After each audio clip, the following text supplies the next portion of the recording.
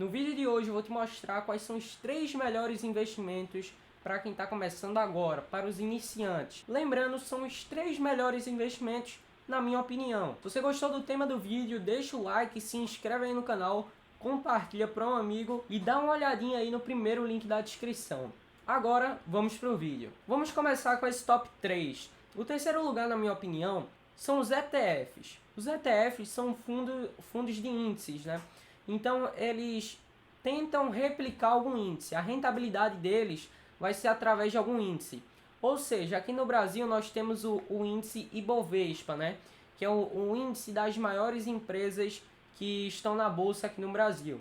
Então, se você for investir no BOVA11, que é um ETF, esse ETF vai tentar replicar a rentabilidade do Ibovespa, que é um índice. Então, tem diversos índices, por exemplo, lá nos Estados Unidos, existe o S&P 500, são as 500 maiores empresas dos Estados Unidos. E tem alguns ETFs, como o VOO, o código seria VOO. Esse ETF ele tenta replicar a rentabilidade que o S&P 500 tem. O S&P 500 é um índice e o VOO, no caso, seria o ETF. Aqui no Brasil, outro exemplo seria o BOVA11 é o ETF e o Ibovespa é um índice. Como é que funciona esse investimento? Vários investidores vão investir no fundo e esse fundo vai tentar replicar algum índice, como eu já expliquei para vocês. Mas qual o benefício de investir através de ETFs? O primeiro deles é que você não vai precisar ficar analisando a empresa, você não vai precisar ficar investindo ativamente, então você não vai precisar ficar analisando as empresas, não vai precisar ficar olhando os relatórios trimestrais das empresas. Então esse é o benefício, você não vai precisar toda hora ficar analisando, olhando os relatórios. Isso é um ponto positivo. O problema é, se você não vai fazer isso, alguém precisa fazer isso por você. E no caso são o pessoal que administra os fundos. Eles vão receber uma comissão por tentar replicar o índice, né? Se isso ficou confuso, eu vou tentar ajudar. Imagina um conjunto de investidores, vários desses investidores vão investir no fundo. Então, eu vou investir no fundo com vários investidores, milhares de investidores investindo junto comigo no fundo. O fundo vai pegar esse dinheiro de vários investidores e vai comprar ativos. Ativos podem ser ações, fundos imobiliários, depende do fundo que você vai investir. Vamos dar um exemplo aqui do Ibovespa. Então, o que é que vai acontecer? Esse fundo vai comprar ativos na Bolsa Brasileira para tentar replicar o índice Ibovespa. Ele vai comprando ações das maiores empresas do Brasil. Então, com R$100 você pode investir nas maiores empresas do Brasil comprando um único ativo. Isso é bom porque com pouco dinheiro você consegue diversificar e mesmo sem ter conhecimento nenhum, você pode começar a investir em ETFs. Pelo simples motivo que você não vai precisar analisar as empresas, e sim o administrador do fundo. E ele nem vai precisar analisar, na verdade, porque o objetivo dele é seguir o Ibovespa. Então o maior benefício para você é que você, investindo com pouco dinheiro, vai ter acesso a uma carteira muito diversificada. Eu não gosto muito de ETFs aqui no Brasil, afinal a taxa de administração deles são muito altas. Então eu recomendo que você invista em ETFs dos Estados Unidos, tá bom? Como o VOO, por exemplo, que eu dei o exemplo já nesse vídeo. E se você quer aprender a investir nos Estados Unidos, quer saber como um menor de idade pode investir nos Estados Unidos, dá uma olhadinha, eu acho que é aqui ou aqui nos cards que vai estar aparecendo para vocês um vídeo que ensina você, menor de idade, começar a investir nos Estados Unidos. O segundo melhor investimento para iniciantes, na minha opinião, são investimentos do Tesouro Direto. Como vocês sabem, o Tesouro Direto é o investimento mais seguro do Brasil, mais seguro do que a poupança. Se você acha que a poupança é o investimento mais seguro do Brasil, além de render menos do que o Tesouro Direto ainda é mais seguro. O Tesouro Direto nada mais é do que um título de dívida pública que você pode comprar. Então você basicamente vai estar emprestando dinheiro para o governo e o governo vai te pagar de volta com juros. Ah, Joaquim, qual é o risco desse investimento? Bom, não existe risco, o governo vai sempre te pagar. E caso o governo não tenha dinheiro para pagar, o que é que acontece? Ele simplesmente vai imprimir mais dinheiro para te pagar. Você não corre risco nesse investimento. E dentro do Tesouro Direto você tem três tipos de ativos. Agora chegou um quarto, né, que é o Tesouro Renda Mais, se eu não me engano, mas eu não vou me aprofundar muito nele, afinal ele é muito novo, então eu vou focar nos 3 que já estão há bastante tempo, que são o Tesouro Selic, o Tesouro IPCA+, e o Tesouro Prefixado. Vou explicar rapidamente como funciona cada um deles. O Tesouro Selic, ele é basicamente um valor prefixado, que geralmente é 1%, 2%. A taxa Selic é a taxa básica de juros, que é controlada pelo Banco Central, e isso, dependendo de como tiver a taxa, ou acelera a economia ou desaquece a economia. Quando a taxa Selic está alta, a economia é desaquecida, mas o que é que acontece? O Tesouro Selic começa a render mais. Se a taxa Selic estiver baixa, a economia vai estar muito aquecida, porém o Tesouro Selic vai estar rendendo menos. Basicamente isso. Hoje a taxa Selic está em 13,75%. Então vamos dizer que quando você comprou o Tesouro Selic, você pegou a taxa pré-fixada de 2% mais a rentabilidade da taxa Selic. O que acontece é, atualmente, nessa situação, nesse exemplo que eu estou dando para vocês, você teria uma rentabilidade de aproximadamente 15,75% ao ano.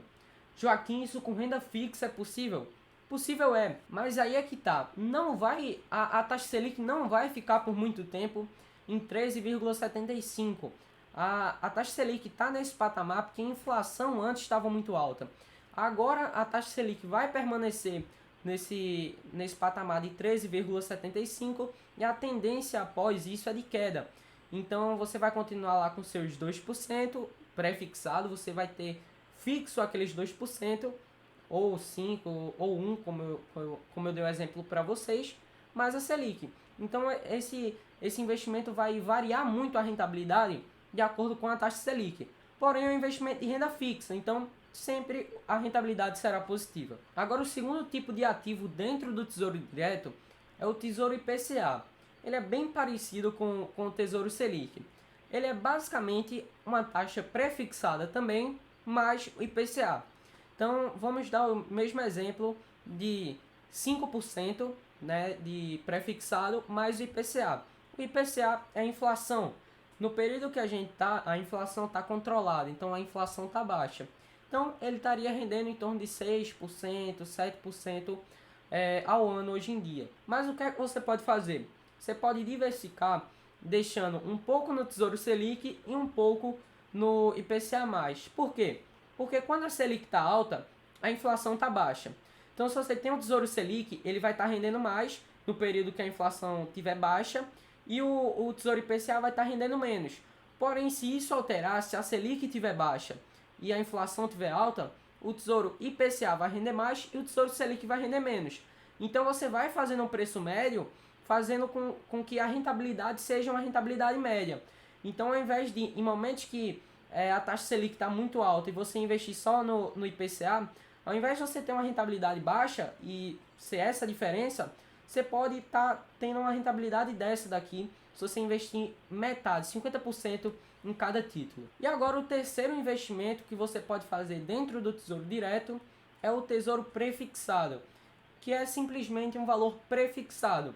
É um pouco parecido com o Tesouro IPCA e o Tesouro Selic, mas não é um valor prefixado mais alguma coisa.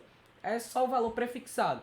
Então você pode encontrar títulos de 10% ao ano, de 12% ao ano, 6% ao ano, depende da época que você vai comprar esse título. E agora vamos para o último, para o melhor investimento para iniciantes, na minha opinião. Na minha opinião, o melhor investimento para iniciantes são os fundos imobiliários. E eu vou explicar o porquê. Os fundos imobiliários, eles geralmente rendem mais do que a renda fixa. No caso, eles geralmente rendem mais do que o Tesouro Direto, do que poupança, do que CDB. Porém, eles são investimento de renda variável. Ou seja, não vai ser uma rentabilidade linear como a renda fixa. Vai ser uma rentabilidade variável. E por que, na minha opinião, os fundos imobiliários são os melhores investimentos para iniciantes? Os fundos imobiliários, eles unem o poder da renda variável com a segurança da renda fixa. Ah, Joaquim, significa que os fundos imobiliários vão render igual às ações? Não. Ah, Joaquim, os fundos imobiliários têm a mesma segurança da renda fixa? Também não.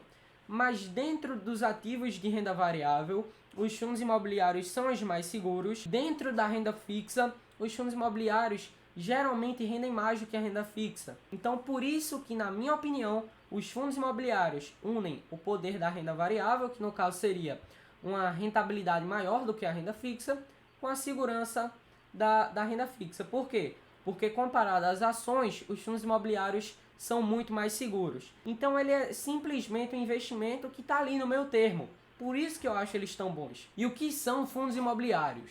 De forma bem simples, eles são muito parecidos com os ETFs. Porém, os ETFs eles investem tentando replicar a rentabilidade de algum índice. Os fundos imobiliários, vários investidores, como eu dei o exemplo, um conjunto de investidores vão investir em um fundo. E aquele fundo vai comprar diversos ativos, os melhores imóveis do Brasil, e o fundo vai colocar esses imóveis para alugar. E você vai receber todos os meses um aluguel proporcional ao valor que você investir no fundo. É basicamente isso.